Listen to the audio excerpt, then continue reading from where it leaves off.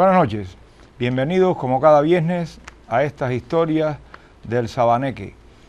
Tal vez Cabaneque, el nombre originario aborigen, Baneque, lugar, Baneque, que se extiende en la distancia, y también asociado este nombre aborigen a Sagua la Grande, castellanizada también por el padre de las casas, que proviene de un vocablo aborigen Cagua, que es el original, que también quiere decir un lugar de donde proviene el agua. Ahí empieza a tejerse la trama histórica de nuestro pueblo.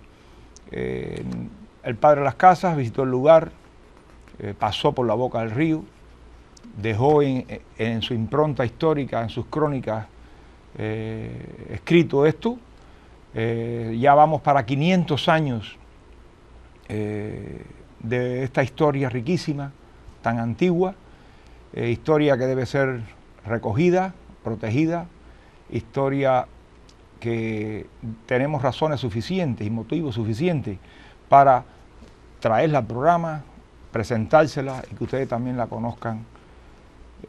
Los invito entonces a nuevas historias del Sabaneque.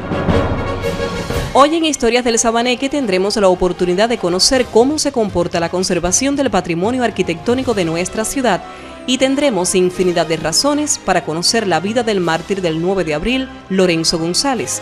Y como siempre llegará Antonio Roca con la sección Sagua Viva, dedicada a la historia del deporte en la villa. Él continúa con su ciclo dedicado al boxeo.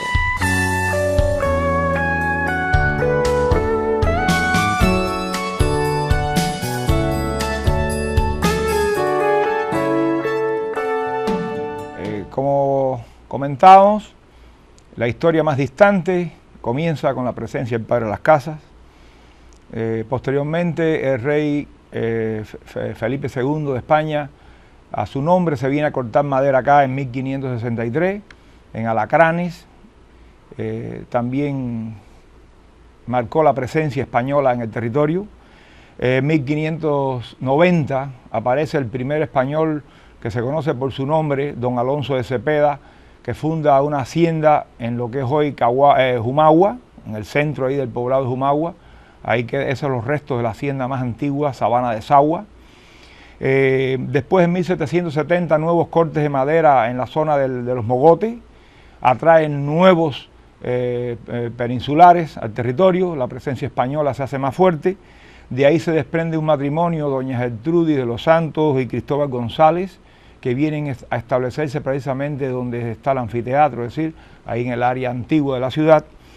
En 1785 atraca la primera goleta cargada de productos ahí al río. Era una época en que tener una salida al mar era la única opción de vida y de comercio que podía existir. Sagua tenía esas condiciones. En 1796 la primera misa ya sin poseer iglesia aún, se establece en casas particulares en lo que es hoy Isla Verde. Y a partir de ahí, la historia posterior que llega hasta nosotros, cuajada de viejas edificaciones que aún perduran desde el siglo XIX, por cuanto las primeras las perdimos lamentablemente, no eran muy sólidas. Patrimonio arquitectónico que ha quedado como huella de ese pasado y que debe ser protegido y que es protegido y controlado por la Oficina de Patrimonio de la localidad. El objeto social de nuestra oficina, de la Oficina de Monumentos y Sitios Históricos, es la conservación y preservación del patrimonio edificado, haciendo cumplir lo establecido por la ley número 2 de los monumentos declarados, monumentos nacionales o monumentos locales. En estos momentos nuestra oficina se dedica fundamentalmente a la conservación y protección a través de diferentes vías, como es la investigación, el control urbano, es decir, el control de todas las acciones que se hacen dentro del centro histórico y aquellas edificaciones de valor que se encuentran fuera de él. Realizamos proyectos, anteproyectos y proyectos ejecutivos, proyectos tanto a nivel de arquitectura como proyectos a nivel urbano. ¿Qué sucede? Estos proyectos a veces quedan a nivel de planificación, a nivel de proyectos, pues la oficina no cuenta con los recursos para ejecutar los mismos. Estos proyectos son llevados a la Asamblea Municipal del Poder Popular, es de conocimiento de todos los municipios que existen para en el momento que aparezcan los recursos poder accionar sobre aquellos inmuebles que están en mal estado. Realmente la imagen general del centro histórico urbano de Sagua la Grande es una imagen muy deteriorada. Nuestra ciudad se encuentra muy deteriorada y tal vez no sea tanto el deterioro interno como esa expresión, esa imagen de esas edificaciones mal pintadas, deterioradas la fachada, la carpintería, de inmuebles de alto valor, de joyas de la arquitectura en Cuba. La imagen que ofrece es un deterioro muy alto. Edificios como el Hotel Sagua, el Casino Español, la terminal ferroviaria, son inmuebles de alto valor, algunos del siglo XIX, otros de principios del siglo XX, que realmente si siguen en este nivel de deterioro pueden llegar a colapsar, podemos llegar a perder esa arquitectura, siendo Sagua uno de los municipios más valiosos dentro de la provincia. Para no llegar a decir que el más valioso, puedo decir yo misma que es los valores que tiene la arquitectura sagüera. Pero ante estas dificultades económicas que es a nivel de país, no solamente a nivel de municipio, solo algunos centros históricos privilegiados en el país cuentan con recursos para restaurar, para mejorar la imagen de sus centros históricos. No estamos cruzados de brazos, estamos preparando documentación, actuando para que los inversionistas particulares y estatales que con algún recurso pueden hacer algo en estos inmuebles, tratar de conservar los valores de los mismos. A veces los dueños, los propietarios no están de acuerdo con nuestras regulaciones, con las regulaciones establecidas, pero lo que hacemos a través de ellas es conservar el patrimonio edificado sagüero.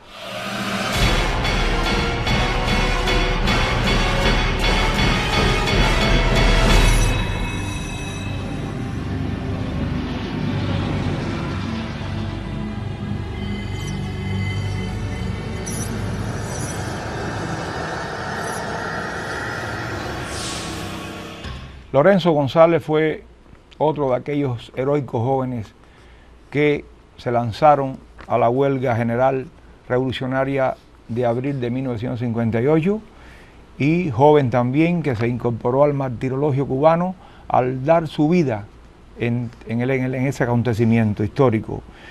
Conocer la vida de estos jóvenes es muy importante para todo sagüero, para estar en contacto con esa juventud heroica que se lanzó, sacrificando su vida juvenil incluso, la cual pusieron a un lado para entregarse a la causa revolucionaria. Por estas y otras muchas razones, hoy le invito a conocer la vida de Lorenzo González.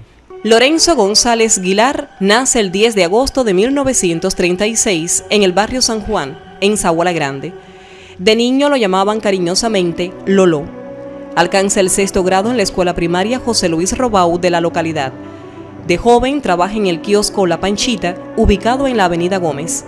Cuando el tirano Batista asume el poder, Lorenzo escoge el camino de la lucha contra la tiranía y se incorpora a la lucha clandestina.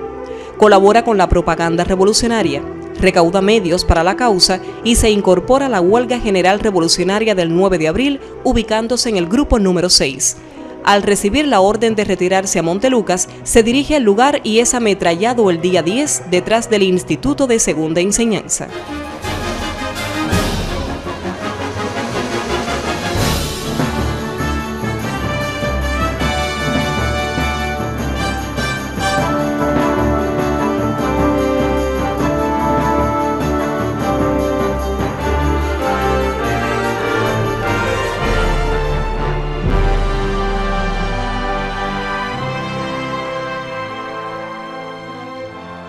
Nuevamente, Antonio Roca, historiador deportivo de Sagua la Grande, se presenta ante nosotros para continuar con ese ciclo interesante que ha dedicado a la historia del boxeo de Sagua la Grande.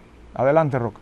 Buenas noches, Villa. Continuamos hablando de boxeo antes de 1959 y hemos hablado varias veces de la importancia que tenía Sagua como una plaza de boxeo en nuestro país. E inclusive que se decía que era la segunda plaza o la mejor plaza del interior del país. Esto estaba presente porque Sagua gozaba de una economía bastante buena en aquella época y se podía pagar cierta cantidad a los boxeadores, es decir, en aquellos tiempos no eran tan grandes los salarios, lo que se le pagaba a los boxeadores, pero si se podía dar 30 o 40 pesos en una pelea estelar, por ejemplo, en Sagua era uno de los pocos lugares que se podía hacer. En esta época el teatro principal de Sagua la Grande fue la sede principal de de este tipo de boxeo profesional y precisamente hemos recogido algunos de los combates más estelares de aquella época, con algunas figuras, y hablarles sobre lo que se cobraba en aquel momento por ver una pelea de boxeo, aunque diferenciando quizás, sobre todo a los jóvenes, que vean quizás estos precios, que digan que estos precios son baratos, etcétera, pero no. Situémonos en aquella época y verán que sí eran excesivamente caros o bastante caros para la época. El 3 de septiembre de 1949 se da una pelea entre Mario Pacheco contra Pototo Ribalta. Hemos hablado de Pototo Ribalta, que ha sido uno de los grandes boxeadores de Sagua, era uno de los ídolos sagüeros, y se daban entonces estas peleas estelares donde se cobraba lo siguiente. Por ejemplo, silla de ring de primera fila valía 2 pesos y 50 centavos. Como le decía a usted, no comparemos con los precios actuales, sino que situemos en aquella época. En segunda fila valía 1.50, en tercera fila 1.25, es decir, estas filas eran que estaban numeradas y de acuerdo a la cercanía del ring, pues era su costo. Las lunetas mayores valían 80 centavos, las menores 60 centavos, las gradas de mayores 40 centavos y las gradas menores 30 centavos, que ya eran, en este caso, bueno, lo que nosotros después veíamos que se decía que era arriba del cine, el gallinero del cine, en este caso, cuando se peleaba ahí en el teatro principal. Había una nota en este programa que tenemos por allá que decía, militares y boxeadores, media entrada, es decir, que el militar cuando iba con su uniforme pagaba media entrada, que a veces no sucedía así, el militar a veces o casi nunca pagaba, y el boxeador era que tenía que presentarse con un carnet que lo acreditaba y pagaba la media entrada. Después el programa terminaba y decía, por favor, 0 botellas, es decir, que nadie entrara de gratis. Otro de los grandes programas que vimos, es decir, de la entrada que se cobraba, fue Baby Castillo contra Acevedo Segunda. En este caso la silla de ring valía 1.20 y la segunda fila 1 peso. Este es un combate de menos calidad, es decir, Acevedo Segundo, Baby Castillo fue un buen boxeador cubano, hemos hablado de él que le ganó a Baby Cochet, etcétera, sagüero, aunque bueno, cubano primero, pero sagüero, pero en este caso Acevedo Segundo, como su nombre lo indica, era un boxeador que se había puesto el nombre de Mario Acevedo, que había sido campeón de Cuba y no tenía ese arraigo para cobrar en la taquilla. Otra pelea que se dio en Sagua muy importante fue entre Moro Duani y Pototo Ribalta. Se cobró en ringside 1.20, las lunetas 40 centavos, las damas 20 centavos, las lunetas general 80 centavos y las gradas 40 centavos. En este caso nos pasaba lo mismo. El Moro Duani no era un boxeador de esa envergadura en nuestro país y por lo tanto no se podía cobrar la entrada de otra forma. Otra pelea importante en Sagua la Grande, es decir, ha habido tantas que bueno, hemos traído la que hemos podido conseguir el programa, que a veces no los tenemos, y en este caso National Kid, un ídolo sagüero de todos los tiempos, y Arquemedes Girac, boxeador de La Habana, y la silla de ring valía 1.50, la primera, la segunda 1 peso, la luneta general 80 centavos, las gradas 40 centavos y las damas 20 centavos. Había propaganda en el pueblo a través de estos tipos de programas, y por ejemplo en este programa de Nacional se anunciaba que a la próxima semana pelearía, o en los próximos días, no era la próxima semana, Pototo Ribalta contra National Kid. Era el 30 de agosto de 1946 la pelea, y se ofrecía un concurso en nuestra ciudad, es decir, un concurso patrocinado por varias de las tiendas de ropa, de zapatos, etcétera, en nuestra ciudad, que al que adivinara cuánto se recaudaría en esta pelea, que sin duda alguna fue una de las más grandes peleas que se dio en Sagua, y sobre todo por la entrada y la rivalidad entre Pototo y National Kid, se le entregaría un regalo que iban a ofrecer estas tiendas del pueblo aquí de Sagua la Grande. Terminamos el programa de hoy. La semana que viene estaremos de nuevo con ustedes. En este caso vamos a hablar sobre las mujeres que pelearon en Sagua la Grande, sobre una sagüera que efectuó varios combates, y otra mujer que nos visitó, campeona de Cuba, se decía en la época, pero que en definitiva no peleó, pero que estuvo aquí en Sagua la Grande. Los esperamos el próximo viernes.